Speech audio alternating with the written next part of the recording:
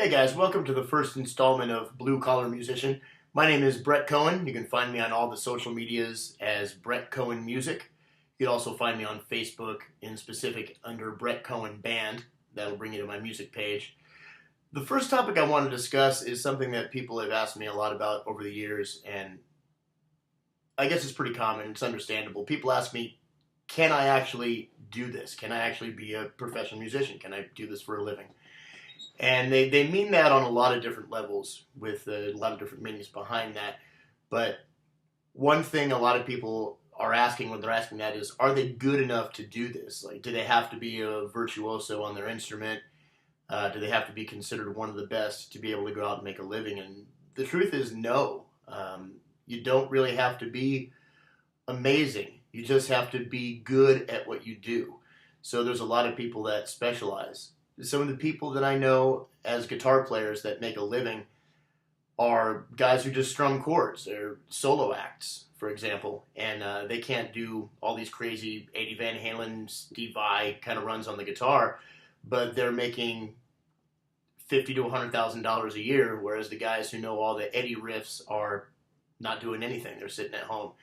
So a lot of it does not come down to talent or ability. It all comes down to attitude, and I guess that's really what I want to discuss today is attitude and mindset. Those are the big keys. So I guess to address another aspect of what people mean when they say, can I actually do this? Can I make a living? I guess they're wondering, is the money out there? What kind of money can they make? Can they support themselves doing it? Yeah, I mean, you can. If you're somebody who's coming into this whole thing wanting a fresh start in your career, but you have a $2,000 a month mortgage and a $500 a month car payment and all that kind of stuff, and I use those figures because that's actually where I came in to my career, as I'd come from a job in the corporate world where things were a lot different. No, you probably cannot out of the gate sustain that lifestyle playing music. That's not to say that eventually you can't, but just like with any startup, you're going to be looking at not making a whole lot of money in the beginning. It's going to take a while to get established. So the best place to put yourself in if you want to start a career in music is to just lower your overhead as much as you can. I mean, we've all heard about struggling for art. I don't think you necessarily need to struggle, but try to live economically. Understand that you're starting a business. You really are from the ground up.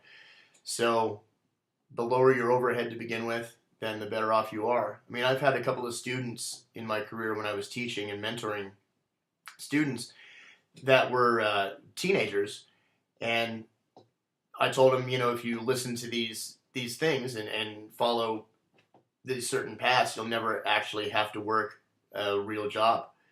And a couple of them have gone on to do that. They've not had to work real jobs. They've been able to just go right from high school into college as well, but playing music for a living. That's their income. So obviously that's a great place to start. If you're living with your parents and you're not paying for anything, that's a great place to start. But not all of us are in that situation. But you just have to be realistic about it. Maybe get a one-bedroom apartment instead of a two-bedroom, or an apartment instead of a house, or whatever the case may be. Just downsize if you're living too high right now, or just stay where you're at and don't go overboard. So when it comes to getting started, you have to realize what you're doing is entrepreneurship. You are starting your own business. Not everybody is cut out to be an entrepreneur. So I think that's the bigger question you have to ask yourself, even beyond talent or budget or anything like that, is, do you have that entrepreneurial spirit? Because you have to realize you're going to spend the majority of the time that you are working, you're not going to be playing music. The majority of the time, especially in the beginning, you're going to be doing everything but. You're going to be trying to find venues to play or bands to play with. It depends on what your goals are, and we can discuss all the different avenues and things in another video, and we will discuss them.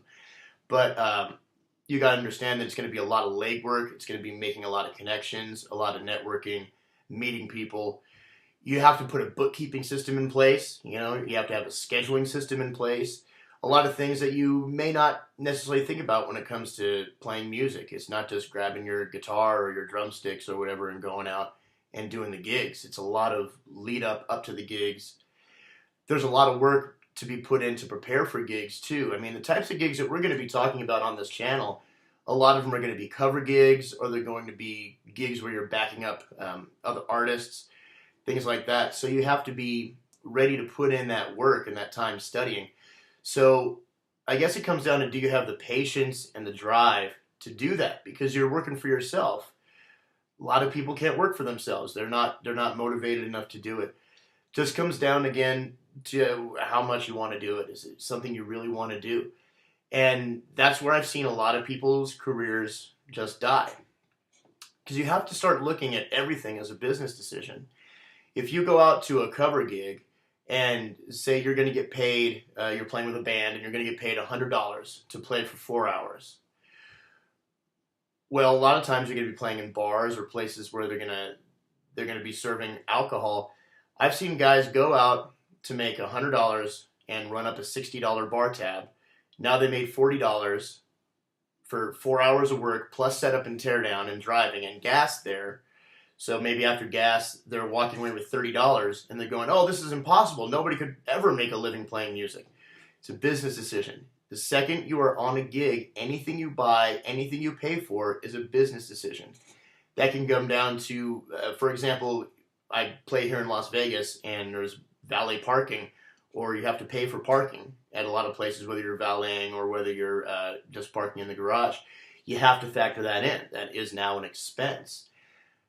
Now, I'm not going to get into taxes and bore you with business stuff and all that, but all those things are write-offs as far as parking and things like that. Maybe not so much the alcohol, although we won't get into that right now.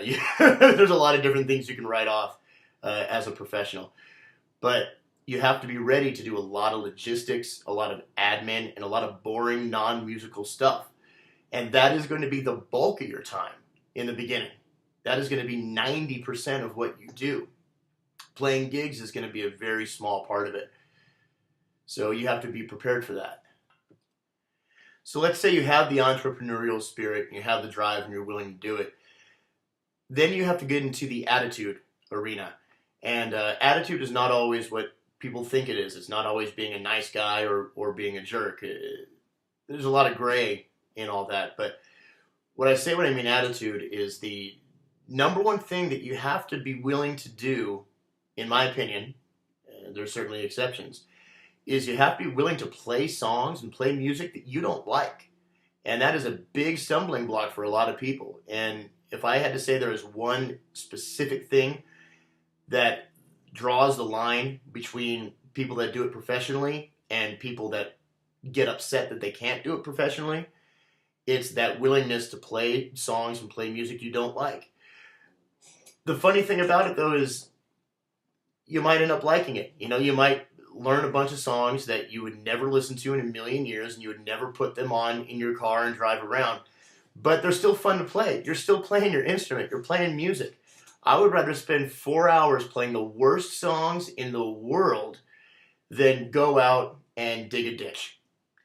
And that's not to say anything against people that dig ditches for a living. So I'm glad that they do it, and I'm not trying to downgrade their profession. But that's, for me personally, that's not what I'm here to do. That's not what I'm about. I would rather play the worst music than go work a day job, because music is fun. That's why we do it. If music is not fun, you shouldn't do this for a living. You really shouldn't, because there's so much sacrifice and so much more money doing anything else that you could hate. But you have to find the fun in it, and that's an attitude issue in and of itself. So are you willing to play music you don't like? It's a reality. Now, I don't want you to get the wrong idea. It's not that every gig is all going to be music you don't like. Probably, especially once you're established, the majority of the music you play, you'll love. You'll have more freedom and liberty to play great music, whatever great music means to you. You'll have that opportunity. But in the beginning, when you're getting established and fighting the fight, so to speak, and doing the struggle, there is going to be a lot of stuff that you don't necessarily want to do. Later in your career, you can pick and choose a little more. So I don't want to deter you or discourage you with all the things I just said with regards to that. But furthering on with regards to attitude, it is so important to be easy to get along with, be easygoing, to not be huffy and puffy, to not be overly sarcastic when you're first meeting people, and to be extremely flexible. I can't stress that enough. Yeah, people will hire you if they like you. What you have to remember is once you're in the realm of professional musicians, everybody's good. It doesn't matter if you are the first guitar player in the area, as far as the best guitar player, or you're the 20th best professional guitar player in the area. Once you cross that threshold, everybody's the same. So the difference is attitude. Do people like you? People will hire you if they like you. So you have to keep that in mind. There's a likability factor. If you're just not a likable person, there's ways to get around that if you're willing to. Just be quiet, and don't complain, and don't be a jerk to people. And tying in with that, and in a related way, is attitude also, is can you play at an appropriate volume, whatever instrument you're on. Can you play at an appropriate volume, and can you accept it when somebody tells you to play quieter? I've played in situations where I'm using a 15-watt amp on one, and I have been told that I'm way too loud and had to turn down. Frustrating, but you just smile and you go, yeah, absolutely, and you turn it down to a half or a quarter or whatever. I have literally been on gigs, dead serious, I've been on gigs where I have turned my amp off, and people have still said that I'm playing too loud. But at the end of the day, I did what I was asked to do. I got paid. Not only that, we got invited back again and again and again. So there's that flexibility there, and understanding that people are not always insulting you. And even if they are insulting you, not that you have to sit and take it, but you got to be a man about it, or a grown person about it. You have to be willing to do what it takes to make the gig work. And that's not always easy to do. I guess the final thing to address, and this is probably the most easily correctable, is do you have the right gear and the right things like that to be able to be a professional? You don't need to have a $3,000 boutique guitar amp and a $5,000 guitar to go out and play great and to get hired. The only question is, do you have gear that works? When you go out to a gig, you have to make sure that everything you have works. With that being said, inevitably something is always going to break. So do you have a backup, and do you have it with you? Those are the big things. Do you have enough gear to essentially have 2 complete rigs at any given time so that you do not lose time when something breaks? Again, that's the most easily correctable. You can get so much great gear, and we're going to talk about gear, especially guitar gear. I'm a primarily guitar player and bass player. We're going to talk a lot about gear on this channel in future videos, but a couple $100, you can get something that's going to work every single time.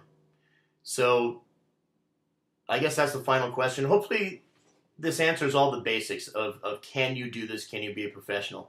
We could go on for days and days on this topic, but there's so many other fun topics that I want to talk about. So let's just leave that there for today. I hope you guys got a lot out of the video. I know if you're already an established professional, there probably wasn't a lot for you in this video. This is more for the upstarts. But again, my name is Brett Cohen, and this is Blue Collar Musician. You can find me on the internet at brettcohenmusic.com.